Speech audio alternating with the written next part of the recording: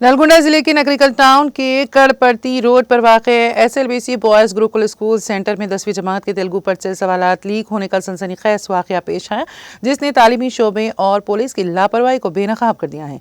ये मामला उस वक्त मंजर आम पर आया जब इम्तिहान के आगाज़ का सिर्फ 10 सेकेंड के अंदर ही तेलुगु का सवालिया पर्चा सोशल मीडिया पर वायरल हो गया। ज़राए के मुताबिक पेपर लीक के पीछे महकमे तालीम के अफसरान के मुलविस होने का शुबा है। हुकाम इस मामले को दबाने की कोशिश में लगे हुए हैं ताकि हकीकत बाहर ना आ सकें। आला और इदारों ने खामोशी से तहकीकात का आगाज़ कर दिया है और ये मालूम करने की कोशिश कर रहे हैं कि इम्तिहानी मरकज़ में मोबाइल फ़ोन कैसे दाखिल हुआ। ये भी इल्ज़ाम लगाया जा रहा है कि पेपर व्हाट्सएप के ज़रिए इम्तिहानी मरकज़ से बाहर आया और चंद ही लम्हों में फ़ोटो स्टेट के ज़रिए जवाबी शीट्स फराहम कर दी गई। स्कूल इंतजामिया और तालीमी महकमे के बाज़ अफसरान पर इल्ज़ाम है कि वो निजी स्कूलों के साथ मिली भगत में मुलविस हैं। इस मामले को मामूली बनाकर जल्द बंद करने की कोशिशें की जा रही हैं, लेकिन वालिदैन और तलबा इंसाफ का मुतालबा कर रहे हैं।